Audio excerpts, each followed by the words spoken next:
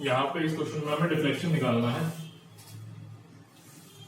3 points पे, सी, D और ई पे, बाय मैकेलॉयड मेथड। इसको सॉल्व करो। इसमें क्या करना है, सबसे पहले ये हमारे ए पॉइंट्स हैं, यहाँ पे ए है, ये हमारा यहाँ बी है। सबसे पहले तो रिएक्शन निकालोगे। मैकेलॉयड में क्या करना है, सबसे पहले रिएक्शन, देन उसके बाद में एक ही बार में इक्वेशन बना लो, ठीक है। और जिस पॉइंट पर कहेगा उस पॉइंट की वैल्यू रख देना। क्या बनेगी यहाँ पे इक्वेशन,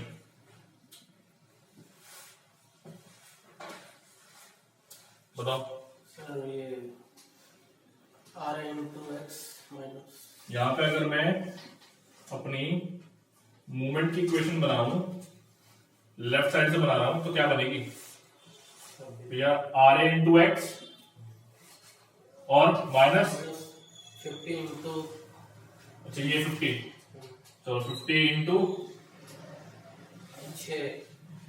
6। हाँ सर, चलिए चारों को जोड़ के गलत। यहाँ पे एक चीज बताओ, हमें क्या करना है। यहाँ पे मैंने बताया था ना लास्ट टाइम, इक्वेशन बनानी है पहले, है ना, और मूवमेंट निकालना है। तो अगर मैं अपना डिस्टेंस यहां से ले रहा हूं और यहां तक अगर मैं अपना सेक्शन मानता हूं, सेक्शन को हमेशा काम मानना है सबसे लास्ट में, जहां पे वो सारे वजन कवर कर लेगा, वहां पे मानना है, ठीक है। तो अगर मैं यहाँ पे सेक्शन मारूंगा तो मुझे बेनिफिट क्या होगा कि मेरा ये लोड भी कवर हो जाएगा, ये रिएक्शन भी कवर हो जाएगी, और ये वाला जो वेट है यूडीएल है, तो यूडीएल में तो एक्स का वैल्यू रखना है सिर्फ मुझे। तो अगर मैं यहाँ एंड पे भी 6 भी वैल्यू ले लूं तो सारा कवर हो रहा है। सेक्शन अगर मैं यहाँ लूं तो यहाँ पे अगर मैं एक्स की वैल्यू लूं तो भी कवर हो रहा है, ठीक है। तो इससे फर्क नहीं पड़ेगा। तो यहाँ पे क्या कर लेता हूं मैं, 50 इंटू एक्स का स्क्वायर अपॉन 2, ये तो बताया था मैंने कि डिस्टेंस का स्क्वायर कर देना है, और अपॉन में 2 यूडीएल के लिए। चलो अब देखो आगे, माइनस 26 इंटू, अब क्या होगा यहाँ पे x माइनस 1.5, यही तो होगा इसके लिए। यस, माइनस, अब इसके लिए क्या होगा 26x माइनस कितना है ये 1.5 1.5 1.5 कितना हो गया 4.5। लो, ये हमारी मूवमेंट की इक्वेशन बन गई। इस इक्वेशन को सॉल्व करना है, कैसे, we know that m equals to, क्या था इक्वेशन, क्वांटम फ्रैक्चर इक्वेशन। इसको यहां पे रख के इंटीग्रेट कर देना। उसने तुम्हें कहा है कि सी पे निकालो, डी पे निकालो और ई पे निकालो, तो यानी कि सी तक के लिए एक्स की वैल्यू कितनी होगी 1.5। इस इक्वेशन को इंटीग्रेशन करने के बाद में एक्स की वैल्यू 1.5 रख देना। ऐसे जब डी पे निकालोगे तो कितना रख दोगे 4.5।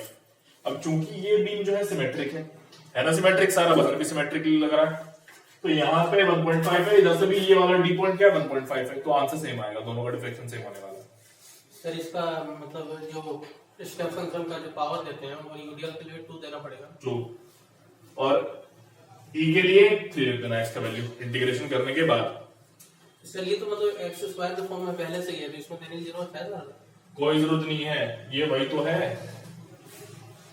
जो तुम्हारा स्टेप फंक्शन की पावर 2 है ना, वो डायरेक्टली वही तो बता रहा है कि यहाँ पे 2 होता है, वही 2 मैंने यहाँ पे किया। मैं बताता हूँ, चलो देखो, सुनो, आपको हुआ सर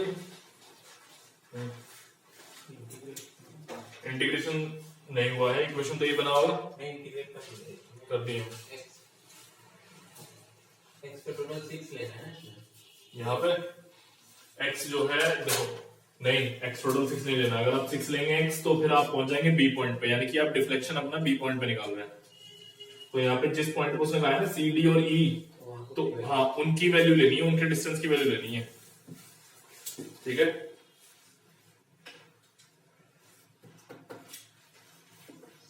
मैं सॉल्व करूं फिर आगे, हुआ नहीं था। यहाँ पे आर ए की वैल्यू कितनी आ रही है, सबसे पहले ये बताओ, ये रिएक्शन रेट कितना आ रहा है 176। चलो ठीक है, तो यहाँ पे ई आई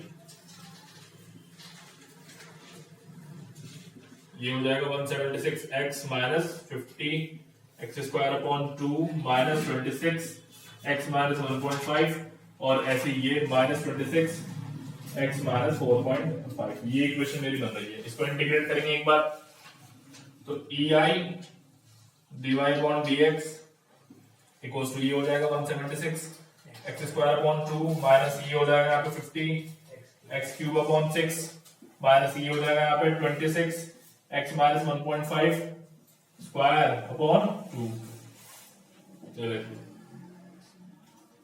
ठीक है, आगे देखो माइनस 26 x माइनस 4.5 का स्क्वायर अपॉन 2 प्लस 8।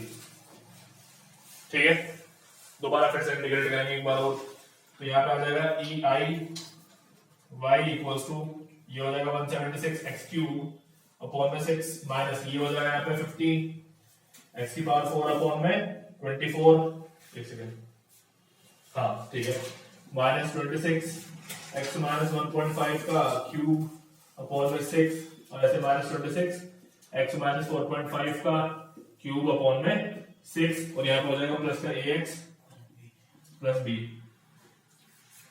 अब यहाँ पे क्या करना है, ये दो इक्वेशन हमारे पास बनी है, ये वाला इक्वेशन स्लोप का है यहाँ पे और ये वाला इक्वेशन डिफ्लेक्शन का है यहाँ पे।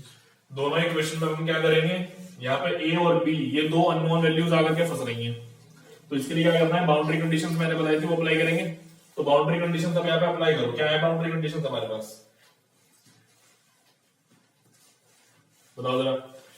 ये सिंपली सपोर्टेड बीम, यहाँ पे बाउंड्री कंडीशंस क्या अप्लाई होंगी, at x equal to 3 divided by dx equal to 0, at x equals to 3 divided by dx equals to 0। ठीक है, ये एक बाउंड्री कंडीशन ये है कि इस ई पॉइंट पे क्योंकि सिंपली सपोर्टेड बीम है तो ऐसे बनेगा, इसका डिफ्लेक्शन ऐसे बनेगा और जो इसका डिफ्लेक्शन होगा यहाँ ई पॉइंट पे सबसे ज्यादा होगा, समझ में आ रही है बात।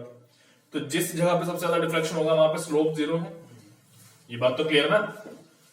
इस चीज को चाहे तो नोट कर लेना, डिफ्लेक्शन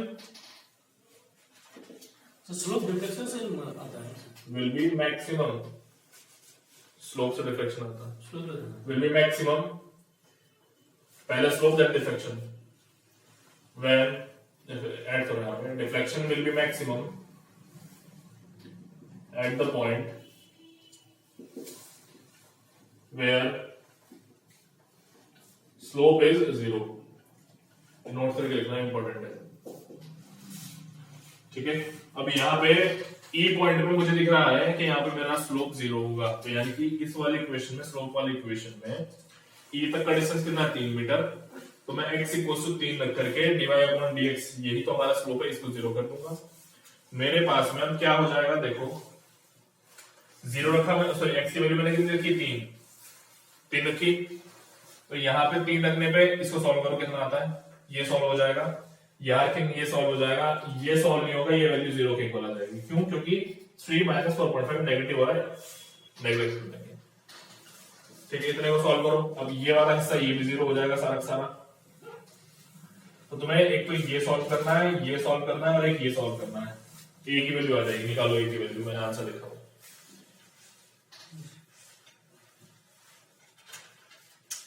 दूसरा बाउंड्री कंडीशन यहाँ पे क्या होगा,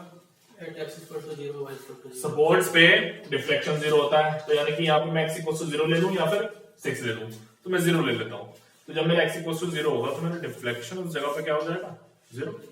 तो डिफ्लेक्शन वाली इक्वेशन में x की वैल्यू 0, ये 0 रखा, ये 0, ये 0, ये 0, ये भी 0 हो गया, तो b इक्वल टू 0 ही आ गया सारा, आ गया नहीं। तो यहाँ पे देखो b तो हमारा मैच हो गया, b को सपोर्ट पे डिफ्लेक्शन 0 होता है, हाँ सपोर्ट पे डिफ्लेक्शन 0, सेंटर टू मैक्सिमम, सेंट जरूरी नहीं है सेंटर मैक्सिमम, वो डिपेंड करता है लोडिंग पे।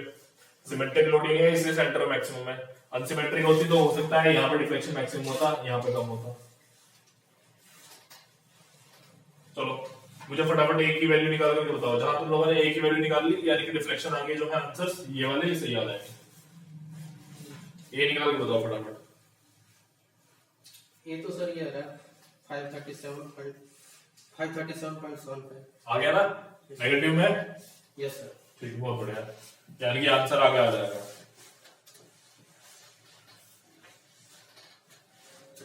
ये नोट करो फिर आगे चलते हैं, नोट तो कर लिया। एक क्वेश्चन ये है, यहां पे तुम्हें ये ए पॉइंट है, ये हमारा बी पॉइंट है, हमें ए से 2 मीटर की दूरी पे डिफ्लेक्शन और स्लोप निकाल के बताना है।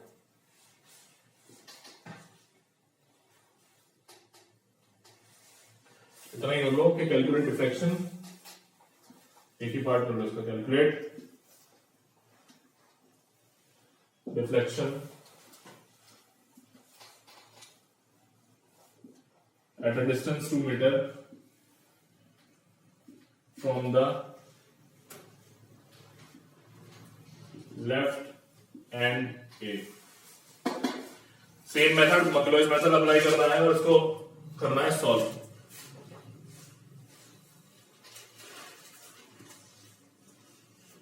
ये तुम्हारा है होमवर्क, ये वाला क्वेश्चन होमवर्क है। ये सॉल्यूशन दूसरे क्वेश्चन का है जो इससे पहले था, ठीक है, और ये क्वेश्चन दूसरा है। ये तुम्हारा होमवर्क के ऊपर वाला है, ये सॉल्यूशन पिछले क्वेश्चन का जो यहाँ पे लिखा